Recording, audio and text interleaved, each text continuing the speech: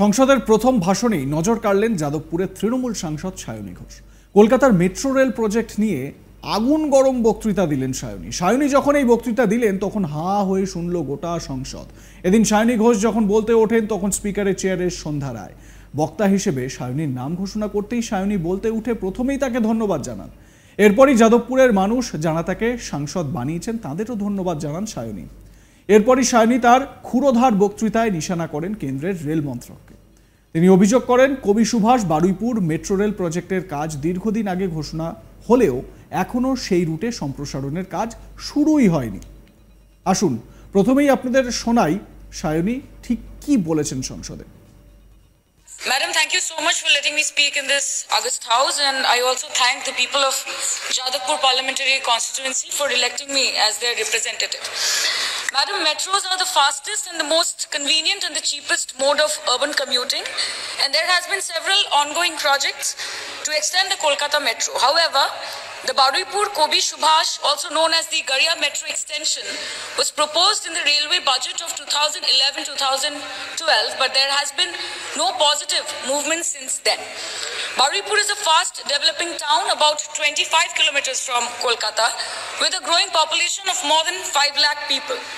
Thousands of people utilize the train facility daily to commute for work, for education and other essential activities.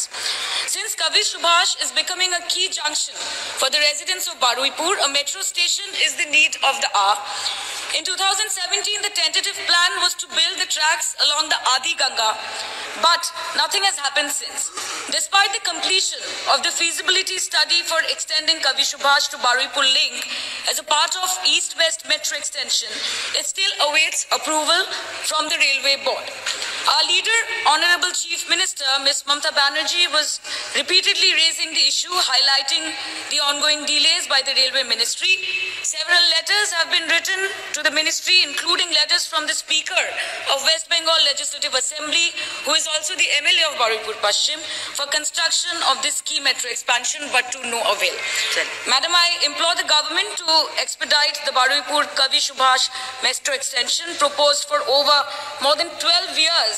It is extremely crucial for the people of both rural and urban Baruipur. लाखों की तादाद में लोग कलकत्ता आते हैं और ये metro station जितनी जल्द हो सके उतना हमारे लिए अच्छा होगा। से आपके माध्यम से मैं यही दरख्वास्त करना चाहूंगी। Thank you. আপনাদের শোনালাম সায়নী ঘোষ তার প্রথম বক্তব্যে কি বললেন। প্রসঙ্গত রবিবার 21শে জুলাইয়ের পরদিনই সোমবার 22শে জুলাই সংসদে সায়নীর এই বক্তৃতা নজর কেড়েছে অন্য দলের সাংসদদের। এদিকে 21শে জুলাইয়ের আগের দিন শনিবার 20শে জুলাই 21শে জুলাইয়ের প্রস্তুতি মঞ্চ দেখতে গিয়েছিলেন সায়নী ঘোষ। এবারই প্রথমবার সাংসদ হয়েছেন, তাই এবারের 21শে জুলাই অবশ্যই স্পেশাল সায়নীর কাছে। আজ তাক বাংলার মুখোমুখি হয়ে সায়নী সেদিন জানান 21শে জুলাই মানে আবেগ, 21 মানে না হার না মানার মানসিকতা, 21 মানে শহীদদের প্রতি শ্রদ্ধার্ঘ্য। এবারও প্রতিবারের মতো জনসমাগমের রেকর্ড ভাঙবে বলেই আশা প্রকাশ করেছিলেন সেদিন সায়নী। এবারের 21শে জুলাইয়ের অখিলেশ যাদব আসছেন বলে তিনি জানান। বাংলার মানুষের কাছে বাড়তি পাওনা হবে এটা, এমনটাও বলেছিলেন। তিনি বলছেন এটা আমার বার্তা দেওয়ার জায়গা নয়, এটা মমতা বন্দ্যোপাধ্যায়ের বার্তা দেওয়া স্টেজ, এটা অভিষেকের বার্তা দেওয়া স্টেজ। আগামী দিনে যে নির্বাচন আসছে তার জন্য দল কিভাবে তৈরি হবে সেদিকেই আমরা তাকিয়ে আছি। সায়নী জানান কেন্দ্রের বিজেপি বিরোধী ইন্ডিয়া শক্তিশালী হয়েছে, এটা মাথায় রাখতে হবে। বিজেপি একক সংখ্যাগরিষ্ঠতা নিয়ে সরকার গড়েনি, তাই ইন্ডিয়া অবশ্যই আগামী দিনে দেশ শাসন করবে। কি বলেছিলেন সেদিন সায়নী ঘোষ শোনাই আপনাদের। 21শে জুলাই যে 21শে জুলাইকে শহীদ দিবস হিসাবে পালন করে তৃণমূল কংগ্রেস, সেই শহীদ দিবসের কিন্তু রাত পোহালেই আর কিছু ঘন্টার অপেক্ষা। এবং এই মুহূর্তে দাঁড়িয়ে ঠিক আমার পিছনের ছবিটা দেখতে পাচ্ছ যে একেবারে যে মঞ্চ, মূল মঞ্চ, সেই মূল মঞ্চ একেবারে তৈরি এবং এই মূল মঞ্চের পাশেই এবং পিছনে কিন্তু ইতিমধ্যেই রয়েছে যে 3টি মূল মঞ্চ কিন্তু এই মুহূর্তে করা হয়েছে এবং তারই মধ্যে দেখতে পাচ্ছ যে বিধায়ক সাংসদেরা এসে পৌঁছচ্ছেন একে একে। এবং একটু সায়নী ঘোষকে পেয়ে গেছি সঙ্গে। দিদি একটু কথা বলি, এই মুহূর্তে দাঁড়িয়ে সাংসদ হিসাবে প্রথম 21শে জুলাই কি বার্তা দেবে? 21 মানে আবেগ, 21 মানে হার না মানার মানসিকতা, 21 মানে হচ্ছে শহীদের প্রতি শ্রদ্ধার্ঘ। আমরা সমগ্র পশ্চিমবঙ্গবাসী মমতা বন্দ্যোপাধ্যায়ের জন্য 21শে জুলাই এখানে সবাই উপস্থিত হন। অ্যান্ড আই ফার্মলি বিলিভ যে প্রত্যেকবারের রেকর্ড এবারও we are going to break. জন সুনামিতে পরিণত হতে চলেছে এই জায়গা আগামীকাল। এবার অখিলেশ যাদব যোগ দিচ্ছে 21শে জুলাই এবং তার কাছে নতুন কিছু, কিন্তু এবারে তাকে ঘিরে একটা উন্মাদনা তৈরি হচ্ছে তৃণমূল কংগ্রেস সমর্থকদের। মমতা বন্দ্যোপাধ্যায়ের সাথে অখিলেশ যাদবের অত্যন্ত ভালো সম্পর্ক। উনি খুব শ্রদ্ধা করেন মমতাদিকে এবং মমতাদির লিডারশিপের ব্যাপারে উনি বারংবার বলেছেন। আগামীকাল উনি আসছেন আমরা শুনেছি, এবং সেটা একটা বাড়তি পাওনা হবে বাংলার মানুষের কাছে যখন সমমনস্ক মানুষজন তারা আসছেন এবং একটি রাজনৈতিক জায়গা থেকে বার্তা দেন। সেটা সবারই প্রত্যেকের কাছে সেটা একটা আলাদা উপলব্ধি।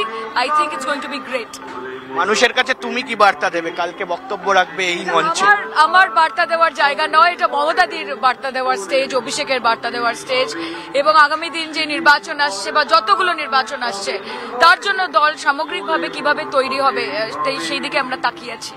ইন্ডিয়া জোটকে আরো শক্তিশালী করতে হবে বলে মনে হচ্ছে। ইন্ডিয়া জোট শক্তিশালী রয়েছে, এটা মাথায় রাখতে হবে যে বিজেপি কিন্তু একক সংখ্যাগরিষ্ঠতা নিয়ে সরকার তৈরি করেনি। ফলত ইন্ডিয়া জোট এই মুহূর্তে বিজেপির থেকে অনেক বেশি শক্তিশালী জায়গায় রয়েছে। কয়েক মাসের বিষয়, কয়েক দিনের বিষয়। আমি মনে করি যে India is going to come and India going to rule India. Record সংখ্যক লোক হবে মনে হচ্ছে।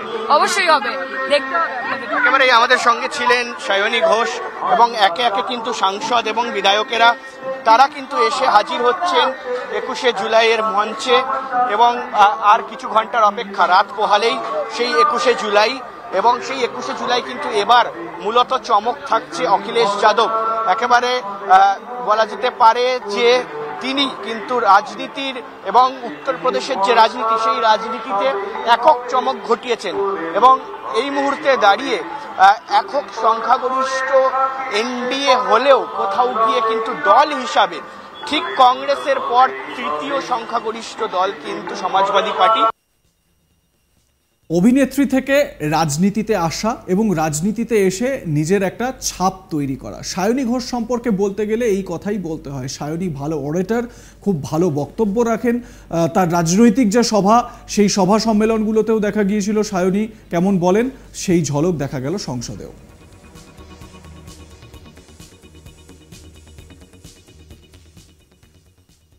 লাইক, কমেন্ট, শেয়ার করতে ভুলবেন না। দেখতে থাকুন আজ তাক বাংলা।